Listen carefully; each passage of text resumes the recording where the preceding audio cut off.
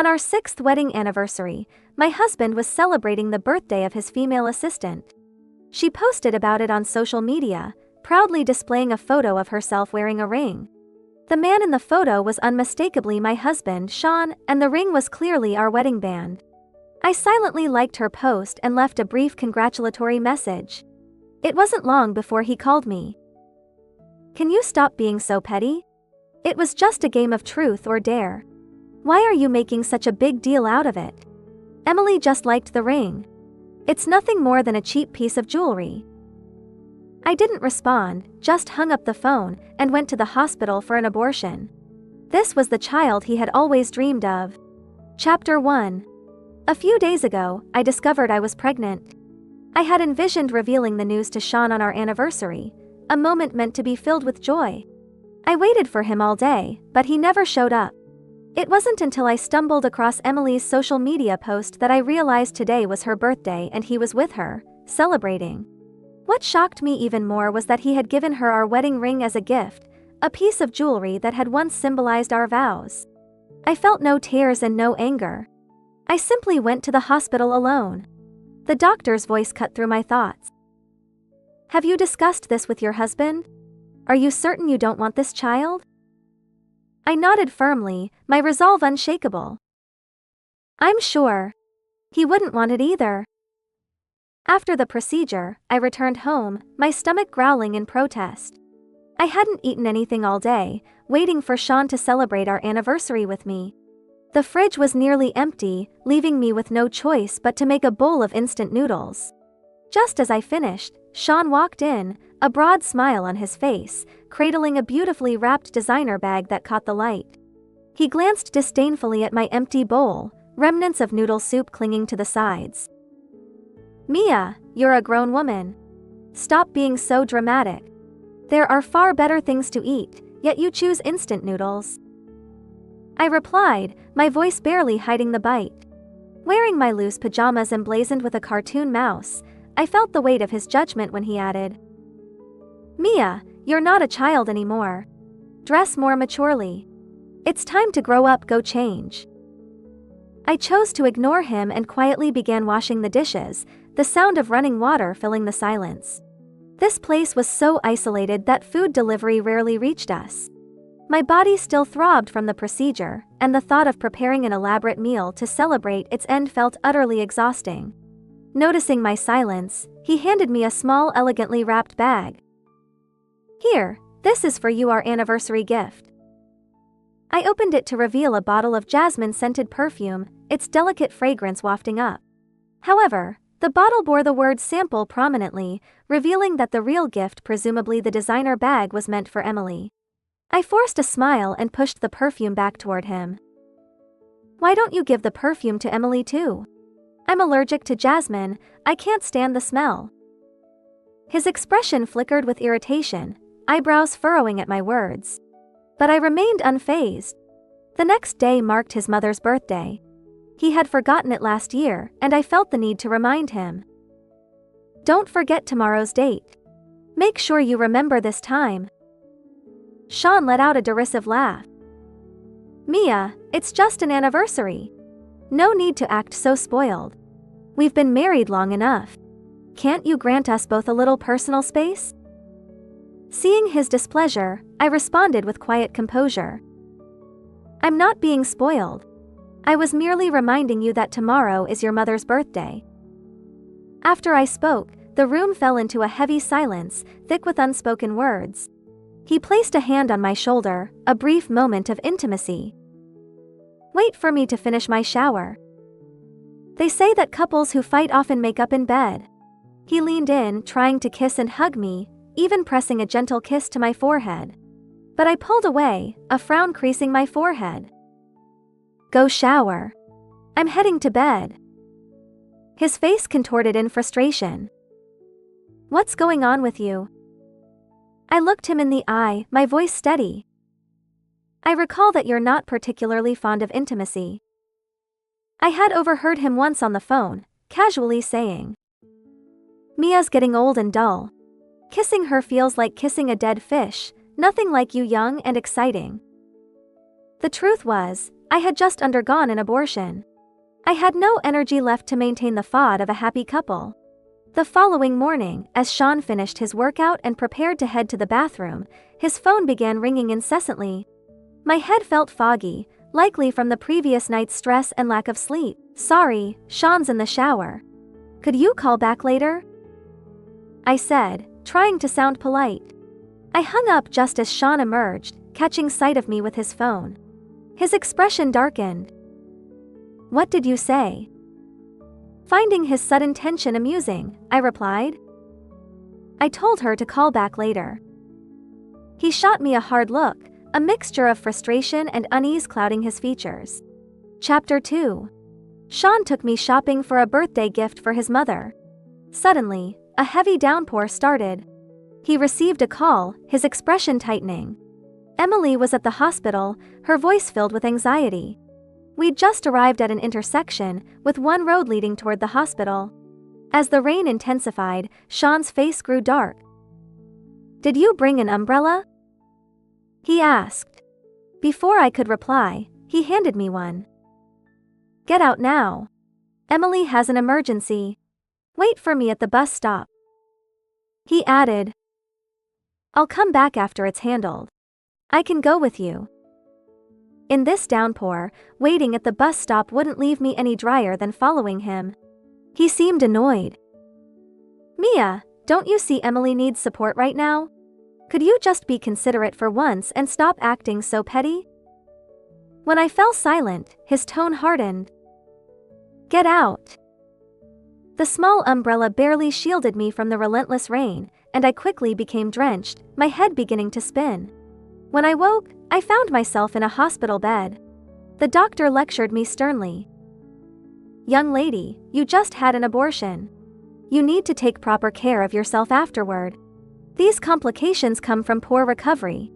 Take this seriously, or you may face long-term consequences." I nodded, hearing his words clearly.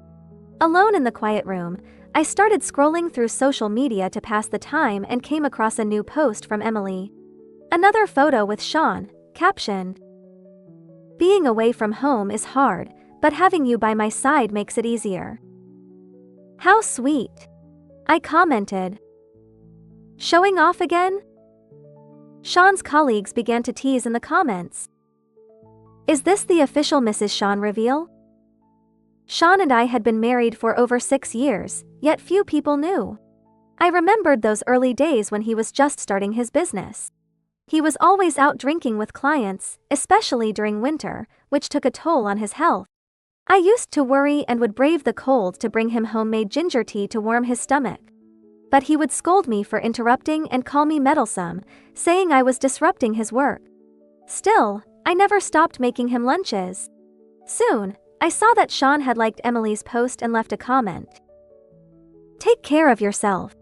Don't push too hard at work." He didn't say anything to correct the assumptions of his colleagues. Just as I was about to turn off my phone, Shawn called, immediately questioning why I hadn't told him about Emily's condition. "Why didn't you say anything? You know her stomach is sensitive. And then you go and post that kind of comment, stirring things up. Delete it now." That morning, Emily hadn't mentioned feeling unwell. Drained from his scolding, I hung up on him. After finishing my 4-drip, I returned home and sent him a message reminding him about his mother's birthday. Shawn's mother had never liked me much. She often said she wished he'd marry someone like Emily, someone beautiful, capable, and useful to the family business. At family events, it was always Emily who stood beside him. Thinking they'd part ways eventually and feeling too unwell myself, I decided not to attend. While indulging in a hot pot, I received a message from him asking why I hadn't shown up yet. I hesitated before replying. "It's best if Emily fills in for me. I'm really not well enough to go." His voice on the other end was heated. "So, you're serious? Just go ahead and let Emily take over then. If that's how you feel, let's divorce." I replied calmly. "All right. Let's set a time to do that." Chapter 3. In the end, I couldn't avoid it. I was dragged to his mother's birthday celebration as Shawn's wife but felt entirely invisible. Emily greeted the guests warmly. Shawn glanced my way but quickly turned back. Bored, I sipped my drink. Someone raised a toast to Shawn, and Emily gracefully accepted it for him. They were even dressed in matching outfits, giving them a perfectly coordinated look. One of the guests joked, "Is this Mrs. Shawn?" Shawn said nothing, and everyone assumed it was true. Emily blushed and took another sip, and Shawn motioned for me to take her place. Since I had just undergone an abortion, drinking could be dangerous for me. But the guest insisted, and Shawn, hands in pockets, smirked. Only my wife doesn't have to drink for me. This was his way of retaliating after I brought up the divorce. I didn't drink, I just set the glass on the table and walked away. Tears filled Emily's eyes as she took the drink in my place, gently pulling on Shawn's sleeve. "It's fine, I can handle it." But in the next moment, her drink spilled. Shawn grabbed my arm, ordering me to clean it up. I looked at him with cold disdain. "Clean it up," he repeated, his tone menacing.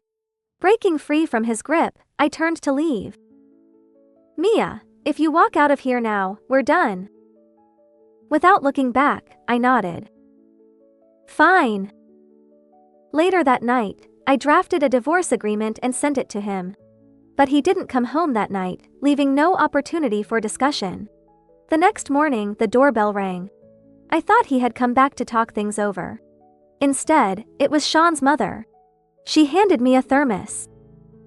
"Shawn was out late last night. As his wife, it's your duty to take care of him. He drank too much yesterday. Make sure he has some chicken soup this morning to recover."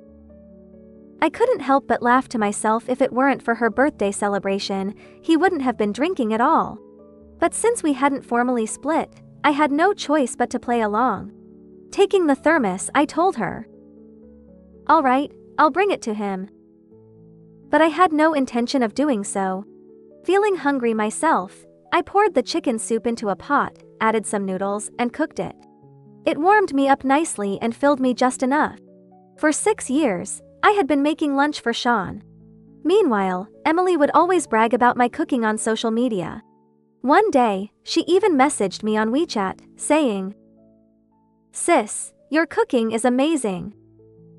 I suddenly realized I'd been preparing lunch for Shawn for 6 years, but it was Emily who had been eating it. That realization led to a bitter argument with Shawn. He had looked at me with exasperation and said, "Do you really think your cooking is that great? It's a miracle anyone bothers to eat your leftovers. Stop bringing that stuff to the office. It's embarrassing." I was hurt, replying, "If you didn't like it, you could have just told me." After that, I stopped making lunch for him altogether. Why should I, when he wouldn't appreciate it? Instead, I started enjoying my cooking myself. That night, just as I lay down to sleep, Shawn returned, slipping quietly into the house. The next morning, I found his white shirt left in the bathroom, stained with lipstick marks. I tossed the shirt into the washing machine and habitually checked the pockets, only to find a receipt for a couple's suite at a 5-star hotel. In the past, I might have taken that receipt straight to him, crying, asking for an explanation. But now, it didn't matter anymore. I just hoped he wouldn't bring back anything else from his escapades. I turned around and saw him standing behind me, staring with a nervous look on his face. Surprised, I put a hand to my chest. "What's the matter?" He looked tense, his gaze darting away as he stammered, "It's not what you think. We just had a good time for Mom's birthday, that's all." Chapter 4.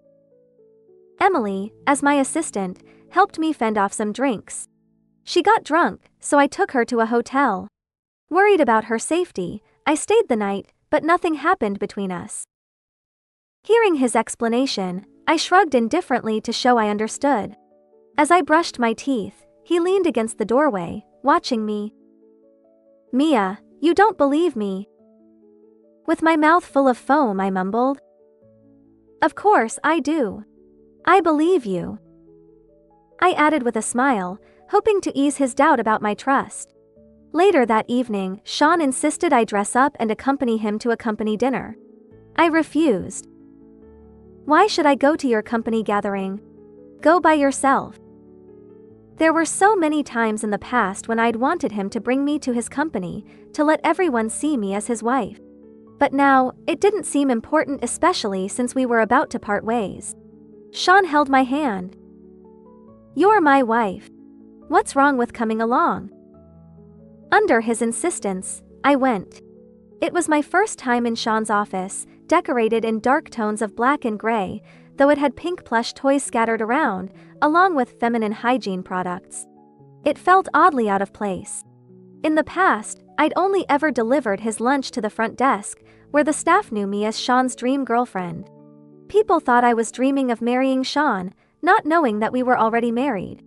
But when I opened one of the drawers and saw a small personal item inside, I paused. This place looked less like an office and more like a shared personal space between him and someone else. There was even a framed photo of the two of them on his desk. I took a step back. Looks like this isn't a good time. I'll wait outside. Send me the dinner address, and I'll meet you there. Seeing the mess, he scrambled to clear everything off the desk, stuffing things into the trash. Emily wasn't feeling well and changed her pants here. I nodded. Got it. As I turned to leave, he grabbed my hand. Remember to come to the dinner later. I arrived at the venue on time.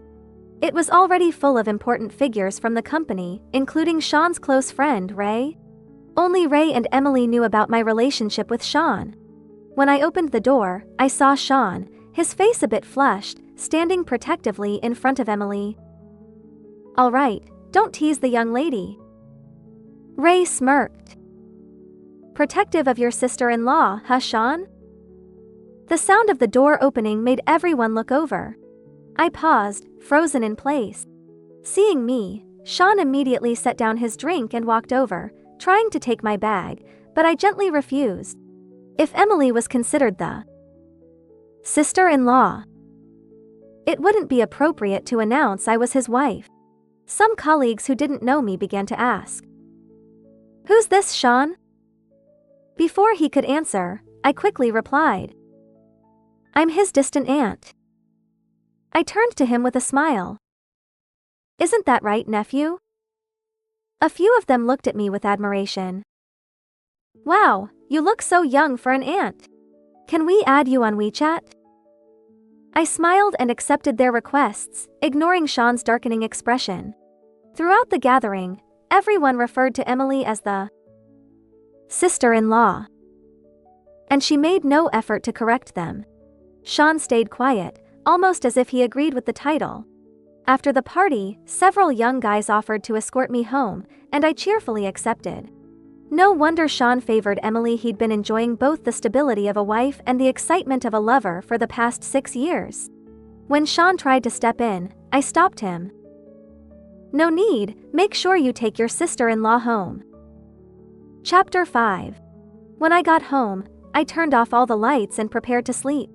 In the past, knowing Shawn was afraid of the dark, I would have left a nightlight on for him. He stood at the foot of the bed, frowning, pressing his fingers to his temples. "Why did you deny our relationship tonight?" I yawned. "I'm really tired. We've always kept our marriage a secret. It wouldn't be good for people to find out.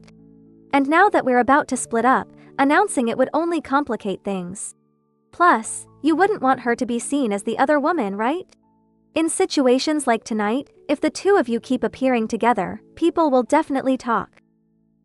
He glared. "You're incredibly generous."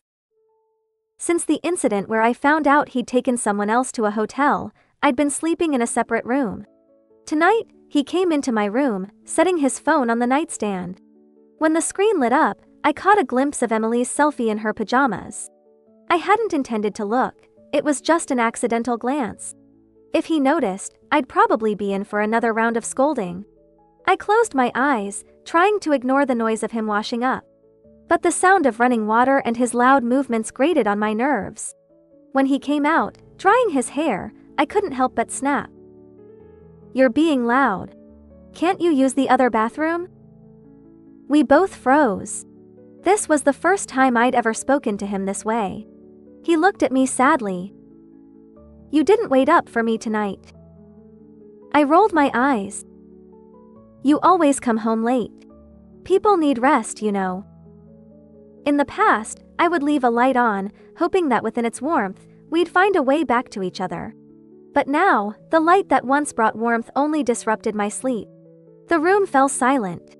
Then, he approached me, his damp hair dripping onto me, and his eyes never left mine.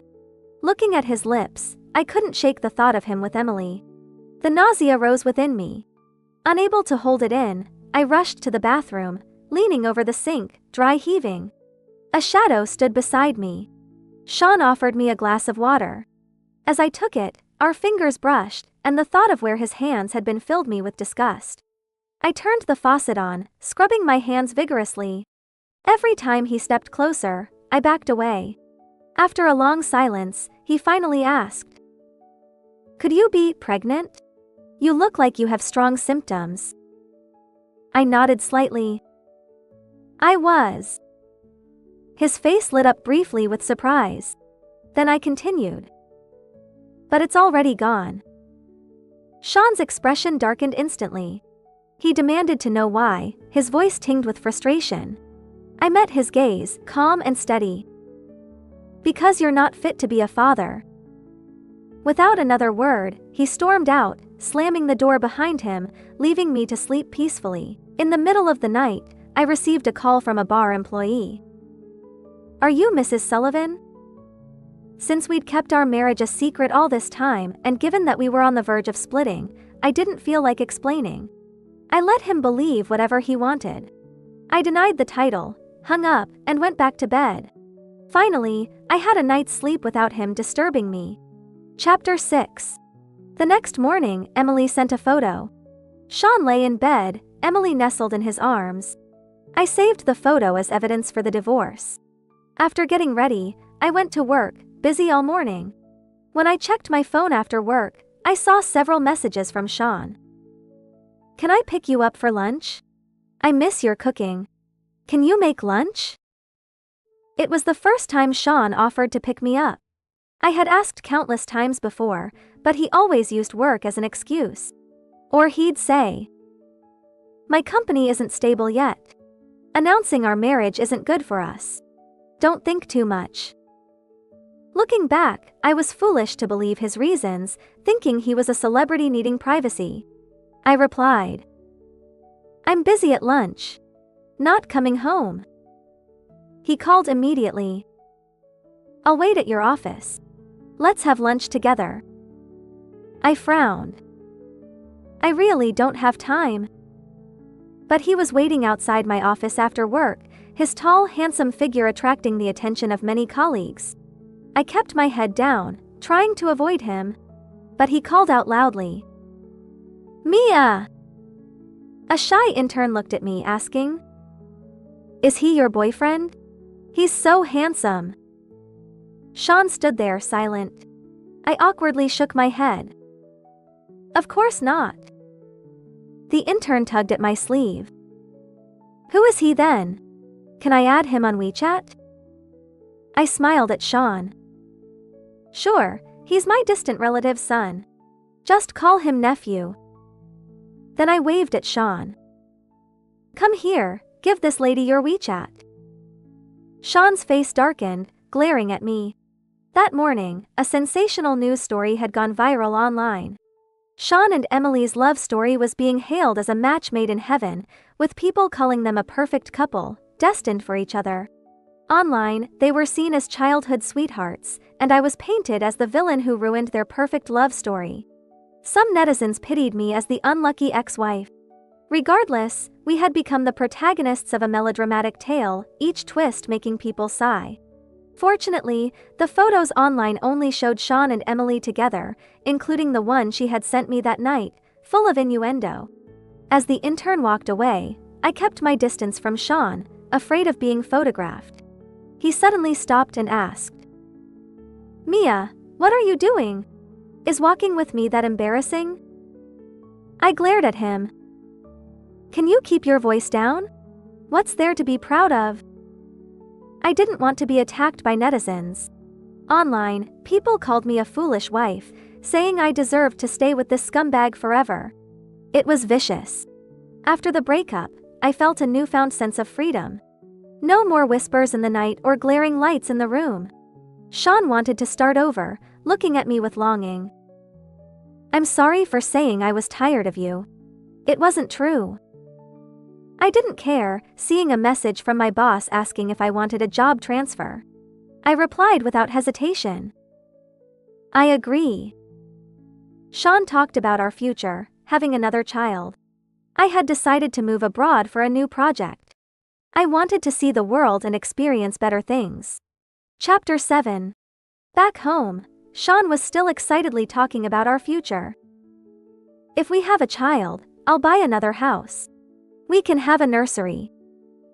I took out the divorce papers. We sat across from each other, Shawn looking up. What's this? Divorce? No way. I couldn't help but laugh. Don't you want to bring Emily into the house? Would you let her be a homewrecker? If Shawn looked closely, he'd see the lipstick stain on his collar. He glared. Why do you always push me away? Shawn, you need to understand, you're the one who chose to be with Emily. My eyes moved to his collar, the red stain glaring. He glanced down, confused. I said, sign it. Let's not drag this out. I went to my room, closing the door. He banged on it. Mia, come out and listen. It's not what you think. That night, nothing happened with her. I was just angry about you wanting to abort our child, so I went to the bar. I didn't go looking for her. His constant knocking annoyed me. I opened the door. I know. I sent Emily to get you. So, there's nothing to explain. I never misunderstood you. We're separating. Whenever you're with her, I don't care. When we used to drive together, Emily always sat in the front seat, smiling smugly through the rearview mirror. Mia, sorry, I get car sick in the back. You don't mind, right? Later, I would angrily ask Shawn. Why do you let her sit in the front? What about the wife's seat you made for me? He had set that seat for me. He frowned. Why are you so annoying?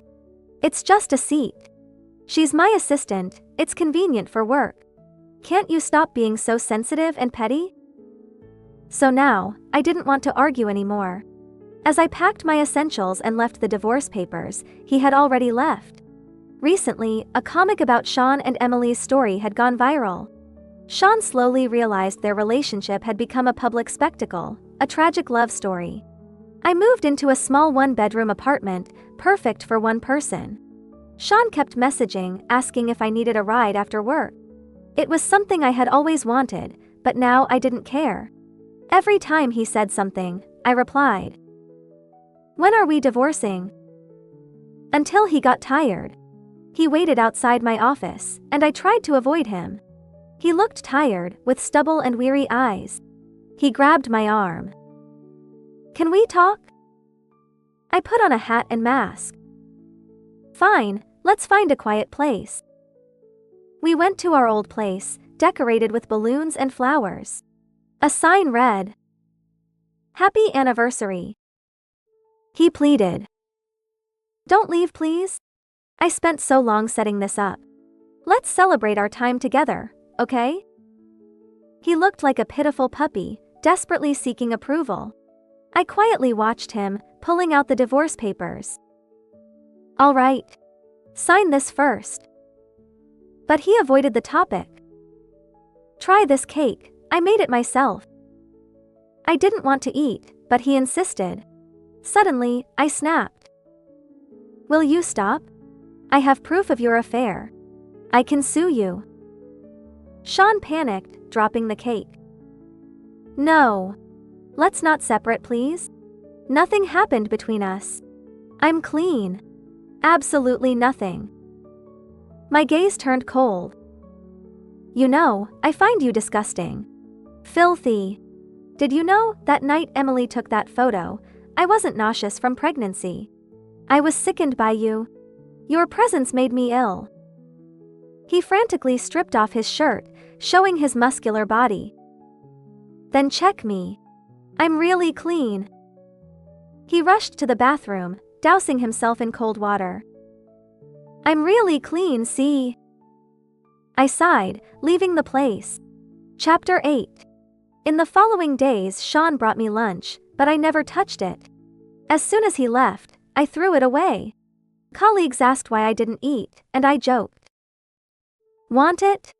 It's yours." They happily took it. Shawn kept bringing food, and I kept giving it away. One day, the security guard told him, "Young man, stop bringing food. She doesn't eat it." Shawn's eyes reddened, asking, "Is it not good enough? If it's not to your taste, I'll redo it. Tell me what you like, I'll learn." I told him, "It's not that I don't like the food. I just don't want to eat what you bring." It hit him hard, like 6 years ago. Shawn stopped bringing food and started waiting outside my office, following me home. He said, "I know you're embarrassed to be with me. I've dealt with Emily's posts. They won't affect you." I sighed. "Shawn, go home." Tears welled in his eyes. "No, I won't leave." Rain or shine, day or night, he stayed outside. Seeing he wouldn't sign the divorce papers, I filed for divorce. "You have a lot of stuff at home. Don't you want it?" The things at home were gifts from Shawn, designer bags, and expensive clothes. They meant nothing to me now. I used to cherish them because they were from him. Now, I didn't care. I said, "Throw them away." He flinched.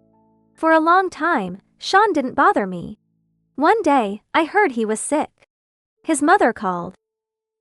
"Mia, you've been our daughter-in-law for 6 years. Even if Shawn has his faults, can't you see him since he's sick?" I was abroad, planning to immigrate. Remembering how his mother treated me, I found it hard to be kind. But I agreed. "All right." When I returned, Shawn was waiting outside my place. Seeing me, he hugged me tightly, tears in his eyes. "Where have you been? I've been looking for you." I gently pushed him away. "You're still sick." He had a fever patch on his forehead. His mother and Ray took him back to the hospital. Lying in bed, Shawn looked at me with tearful eyes. I handed him the divorce papers. "Sign it." Shawn shook his head, refusing. His mother cried. "Mia, how can you be so heartless?" Looking at him, I smiled bitterly. He's thinking of Emily, not me. If this treatment doesn't work, try another hospital. I'm not a doctor. An adult who can't take care of himself isn't my responsibility. Clinging to me won't help. Please don't bother me again.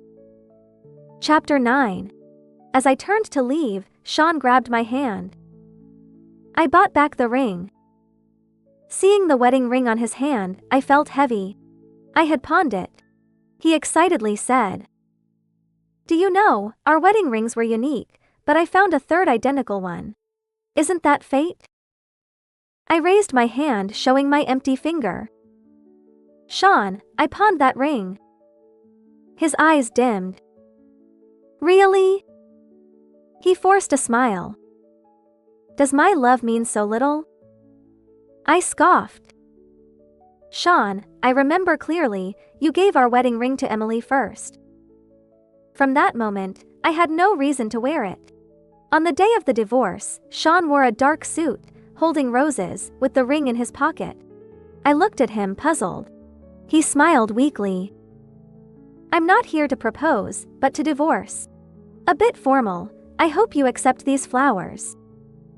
I refused. Carrying flowers is inconvenient. He froze. Entering the civil affairs office, the sky was still dark. When we finished, it was bright. The sun shone brightly. Emily's social media was quiet. She deleted all photos with Shawn. Shawn fired her. Emily got married and divorced. 3 years later, I met her in Los Angeles. Her eyes were red, dragging a large suitcase. She had married soon after our divorce, but we sat calmly in a cafe. She told me, "I divorced too. My husband cheated with his secretary, ruining my life." I sipped my coffee, listening. History had repeated itself for her. She paused, looking at me, her voice hoarse. "Mia, I'm sorry. If you're willing, you have a chance to reconcile. He's been looking for you, loving you more than we thought. If you're single, can you give him a chance?" I smiled at Emily. "No. He's trash. I don't take back old things." Emily's face changed. I knew Shawn was using her to get information about me. "Emily, if you really feel sorry, don't tell anyone where I live. Here, I had cats, dogs, and a warm home. Sometimes I went to a bar, ordered whiskey, and watched handsome men. Life was good. Sunshine, beaches, waves. I believed my future would be even better."